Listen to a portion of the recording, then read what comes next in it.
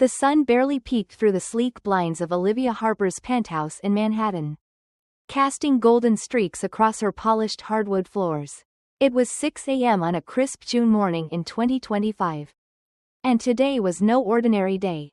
It was the 30th wedding anniversary of her parents, Margaret and Richard Harper, and the departure day for a meticulously planned trip to Hawaii, a dream Olivia had poured her heart and soul into for 3 months. As the founder of a thriving consulting firm, Harper Solutions, Olivia had built a reputation for excellence, earning the trust of high-profile clients across New York. Now, at 32, she was ready to give back to her parents, who had supported her through years of struggle. This trip was her gift to them, a chance to forge memories that would last a lifetime. In the shower, Olivia mentally ticked off the details: 3 first-class tickets to Oahu, 2 ocean view suites at a 5-star resort, spa appointments, a sunset dinner cruise, and a private Pearl Harbor tour. The total cost? $12, a chunk of her company's quarterly profits. But to Olivia, it was a small price to pay for her parents' happiness. Her younger sister, Sophia Bennett, 25, had opted out of the trip, citing her hectic schedule planning her upcoming wedding to her fiancé, Ethan. Olivia respected Sophia's excuse and even planned to surprise her with a honeymoon package as a wedding gift. This trip was meant to be just for Olivia and her parents, a rare opportunity to reconnect after years of her being consumed by work. Over breakfast, a text from Margaret lit up Olivia's phone. So excited for today. Sweetheart, your dad's over the moon. 30 years of marriage, and we get to celebrate with you. Olivia's heart warmed. If her parents were this happy, every late night spent planning was worth it. She considered calling Sophia but decided against it, assuming her sister was buried in wedding preparations. 2 weeks ago, Sophia had been curt on the phone. I'm swamped with venue meetings and vendors. Liv, Hawaii's just not happening for me.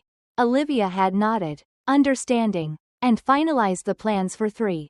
At the JFK Airport Departure Lounge, Olivia arrived early, clutching her boarding pass, her excitement tinged with anticipation.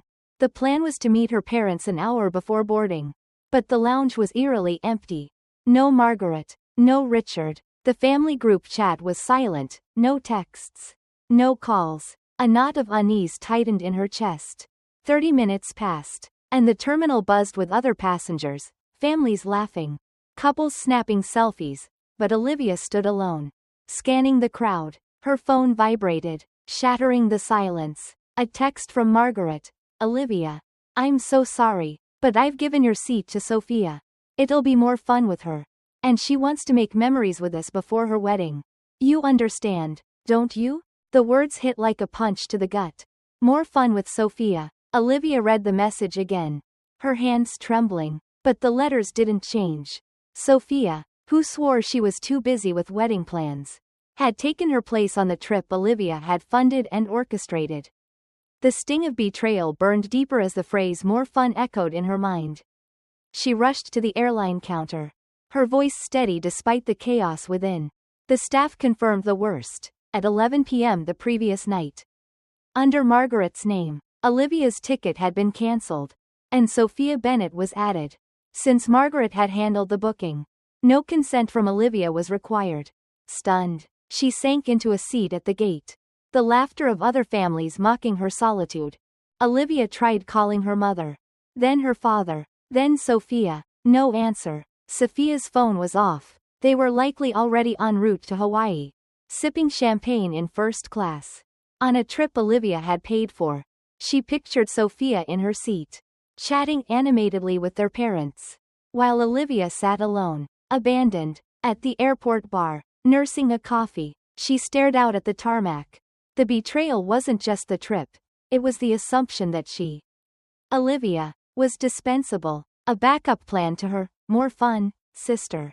2 days later, in her downtown office, Olivia sipped her morning coffee, trying to focus on client emails. 3 urgent requests, a presentation to finalize, and then a notification that froze her blood. Unusual high-value transaction detected. Honolulu, Hawaii Resort Spa, $2.500. Approval required. Her heart sank. She was in New York, not Hawaii. Logging into her bank's system, she uncovered a trail of unauthorized charges. $500 at a restaurant, $500 at a gift shop, $1,500 for marine activities, all on the family credit card she'd provided for emergencies and routine expenses after her business took off. Not only had her family excluded her, but they were also splurging on her dime, as if entitled to it. A text from Sophia arrived. Liv, Hawaii's incredible. Mom and I are hitting the spa daily. Don't worry about the charges, we'll pay you back. Mom says you'll get it. It's for family. Olivia's anger flared. Pay her back? Sophia, unemployed since quitting her job for her supposed wedding, had no means to repay anything. Then came Margaret's message. Olivia, we've been using your card. Sophia's spending a bit much, but she needed this trip before her wedding. You're so successful, you'll understand. We're family. The word family felt like a blade. Family meant exploiting her success, dismissing her feelings, and replacing her because she wasn't fun enough. Then Sophia called, her voice chipper. Hey, Liv, Hawaii's amazing, but I need a favor. I want to buy souvenirs and book a marine tour, but they only take cash. Can you send $1 to my account? Olivia's jaw tightened. You're enjoying the trip without me, and now you want more money? Sophia laughed, unapologetic. Come on, Liv, we're family. Don't be stingy. You're rich now. Besides, this is Mom and Dad's anniversary. Memories cost money. Oh, and we booked a French restaurant tonight, $150 a head. Can we use your card? Maybe raise the limit? The audacity broke something inside Olivia. She hung up and called the credit card company. Cancel the family card immediately. I suspect unauthorized use. The representative complied swiftly. Next, she contacted the resort concierge. Cancel all bookings under Olivia Harper, spa, cruises, room service, and do not accept new bookings under my name. I'm in New York, not Hawaii. The concierge hesitated, noting her group was at the resort. But Olivia clarified. They modified my bookings without permission and are misusing my card. Alert your security team. Reflecting on her family's entitlement, Olivia's thoughts turned to the house she'd bought them 5 years ago, a $650 three-bedroom home in a quiet Long Island suburb, complete with a garden for Margaret's roses. Her parents had called her their best daughter, her father's rare tears marking her as the pride of the family. Were those words lies? The gratitude, the love, had it all been a facade? Olivia dialed Nathan Carter, her lawyer. I want to discuss selling a property. The house in my name where my family lives. Nathan confirmed a meeting for the next morning. At the law office, Nathan outlined the plan. The area was set for commercial rezoning, boosting the house's value to $780. A sale could close in 2 to 3 weeks with cash buyers lined up. Am I obligated to notify my family? Olivia asked. Nathan shook his head. You're the sole owner. Legally, you only need to give a 30-day vacate notice. Olivia signed the documents, her resolve unshaken. Start today. Move fast. The next day, Sophia called, frantic. Liv, my card was declined at a restaurant. It was humiliating. Fix it. Olivia's voice was calm but firm. It's not a mistake. I cancelled the card. If we're family, why didn't you invite me? Why exclude me? Margaret's voice cut in from the background.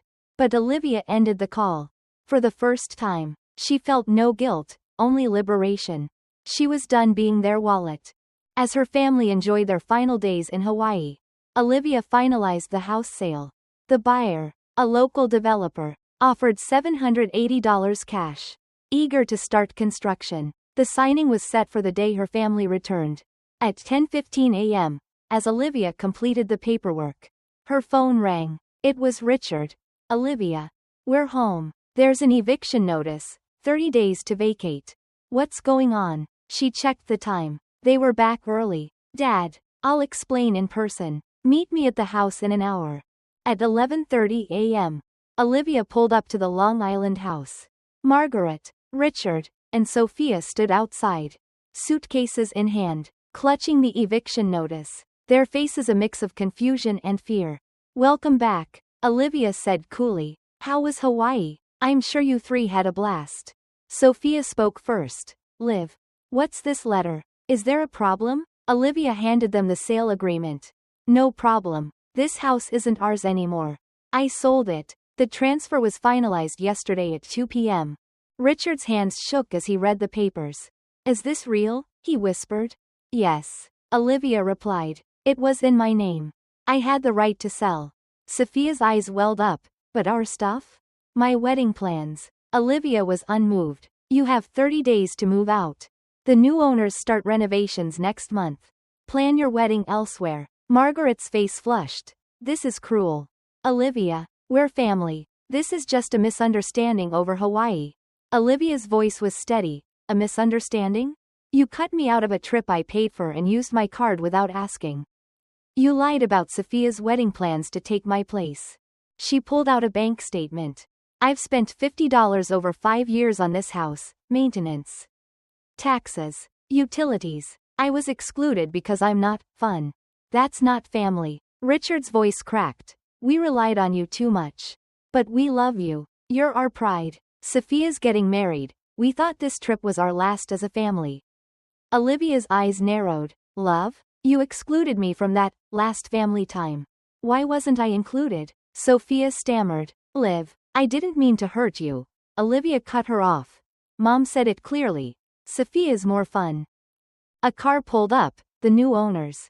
A young couple. Ms. Harper. Thank you, they said. We'd like to inspect for renovations. Olivia turned to her family. You have 30 days. This isn't your home anymore. As she walked to her car, their stunned silence followed her. For the first time, Olivia felt light, unburdened. The weight of years of being used lifted. She wasn't their safety net anymore. A new chapter was beginning, one that belonged solely to her. The Manhattan skyline glittered through the floor-to-ceiling windows of Olivia Harper's new apartment. A sleek sanctuary she'd claimed as her own after cutting ties with her family. 2 weeks had passed since the confrontation in Long Island, where she'd delivered the bombshell. The house she'd bought for her parents was sold. And they had 30 days to vacate. The weight of their betrayal in Hawaii, excluding her from a trip she'd funded and planned, then splurging on her credit card, still lingered. But Olivia felt a strange calm. She was no longer their safety net, their ATM, or their fallback plan. At 32, she was rewriting her story. And it was exhilarating. Her phone buzzed incessantly with messages from her family, Margaret, Richard, and Sophia, pleading for forgiveness, begging for help. Olivia ignored them all, her resolve as unyielding as the steel beams of her high-rise. But one morning, as she sipped her espresso, a new message from Sophia caught her eye. Liv, I need to talk, please. Can we meet today? The tone was different, no demands, no entitlement, just a raw plea. Something stirred in Olivia, not sympathy, but curiosity. What could Sophia possibly say after everything? She agreed to meet at a quiet cafe downtown. Her heart guarded but her mind open to answers. At 2 p.m., Olivia sat at a corner table, the aroma of freshly brewed coffee mingling with the faint hum of the city outside. When Sophia walked in, Olivia barely recognized her. Gone was the glamorous sister who'd once flaunted designer dresses and flawless makeup. Sophia, now 25, wore a plain hoodie and jeans. Her hair pulled back in a messy bun.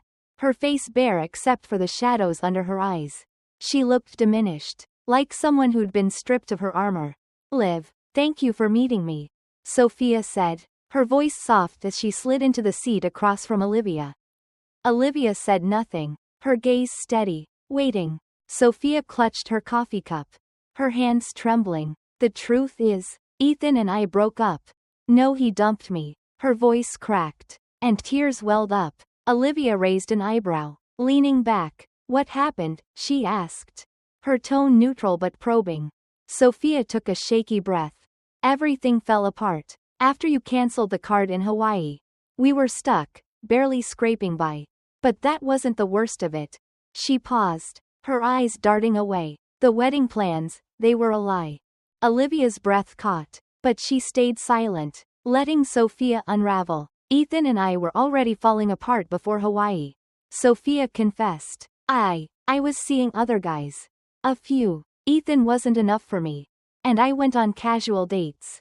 Thinking he'd never find out. Her voice wavered. But the day before the trip. He did. He found messages on my phone. Saw pictures on my social media. We had a huge fight. He called me out. Said it was over. And walked out. I was too proud to admit it. So I lied to mom and dad. Said I suddenly had free time. And took your seat to escape the mess I'd made. Olivia's mind reeled. The sister who'd stolen her place on the Hawaii trip. Who'd laughed off her exclusion as more fun. Had been running from her own broken engagement.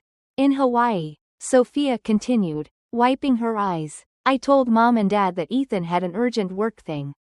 That the wedding was still on. But while we were gone, he was digging deeper, checking my accounts. Talking to my friends. He found proof of everything. Names. Dates. Photos. When we got back, he sent me a message listing every guy I'd been with. Every lie I'd told. At the end, he wrote, "You're the worst person I've ever known. Don't contact me again." The cafe seemed to shrink around them. The weight of Sophia's confession hanging heavy. Olivia's face remained impassive, though her mind raced. This wasn't just about a trip. It was about a web of deceit that had ensnared her family. Liv, I was so stupid, Sophia said, her voice breaking. Quitting my job, acting like I was planning a wedding, it was all selfish. I leaned on your money. Your success. Without a shred of gratitude. I was a terrible sister. She sniffled, her eyes pleading. And now we're struggling. Mom, Dad, and I are crammed into a tiny one-bedroom apartment. The rent's only $800, but we can barely cover it. Mom's working part-time at a convenience store. Even with her bad knees. Dad can't afford his heart medication. I'm flipping burgers at a fast food joint. But it's not enough. Olivia's expression didn't soften. She'd suspected hardship. But hearing it confirmed didn't sway her. Every night, Sophia went on. Dad says, let's apologize to Liv. Mom keeps saying, she's family. She'll forgive us. But I was too ashamed to reach out until now. Olivia leaned forward, her voice low but firm. Sophia, I accept your apology. But our relationship is done. It'll never be what it was. Sophia's eyes widened. What do you mean? She stammered. I'm not your fixer anymore. Olivia said. You're 25. Mom and Dad are adults. You all need to take responsibility for your own lives. Tears spilled down Sophia's cheeks. But we're family. Liv, blood. Dad's sick. Mom's in pain. Please, just help us a little. Olivia shook her head. Her resolve like granite. Blood doesn't mean love. It doesn't mean respect. For years, you all used me, my money, my success, without a thought for my feelings. That's not family. Sophia's voice broke. I'll change. Liv, I swear I'll change. Just one more chance. Olivia stood, her voice steady. You've had plenty of chances. It's over. As she walked out of the cafe, the city's pulse seemed to match her own, a steady, unshakable rhythm. For the first time, Olivia felt no anger, no hatred, only peace. A chapter of her life, one defined by obligation and exploitation, had closed. That night, her phone lit up with 3 voicemails from Richard. Liv, it's Dad. Sophia told me everything. We're in deep trouble. I'm swallowing my pride. Please. Give us another chance as family. The second, my daughter. I can't afford my meds. I can't even see a doctor. You're our pride. Please help. The third, Liv, this is the last time. We hurt you, but we're family. Blood's thicker than water. Forgive us. Olivia deleted them without hesitation. The next day, a letter arrived from Margaret. Handwritten and tear-stained. My beloved daughter. We were wrong. We see now how hard you worked for us. Your father's sick. My knees ache. And we're ashamed of leaning on you. Please. One more time. Accept us as family. Olivia read it once, then tossed it in the trash. Over the next 3 months, her family's attempts to reach her continued. Calls. Emails. Even showing up at her office. She instructed security to bar them. Their names added to a no-entry list. Each rejection felt like reclaiming a piece of herself. One final message came from Sophia. Liv, I won't bother you again. We'll survive somehow. I'm truly sorry. I hope you find happiness. Olivia deleted it, her heart unmoved. Their struggles were real, but they were the consequences of their choices. She was done being their savior. That evening, Olivia dined alone on her balcony. The city lights sprawling below. No frantic calls, no demands, just silence and freedom. The following week, she finalized a solo trip to Iceland. A 2-week journey to chase the northern lights. A dream she'd shelved for years to prioritize her family. The travel agent smiled. A solo trip? That's brave. Olivia laughed softly. It's not bravery, it's freedom. On her way home, she caught her reflection in a shop window and paused. I'm no one's safety net, she said aloud, her voice steady. I'm not their plan B, I'm not their bank. I'm Olivia Harper, and that's enough. Rain began to fall, but her heart was clear. For the first time in her 32 years, she belonged entirely to herself. The life ahead was hers to shape, unburdened, unapologetic, and wholly her own.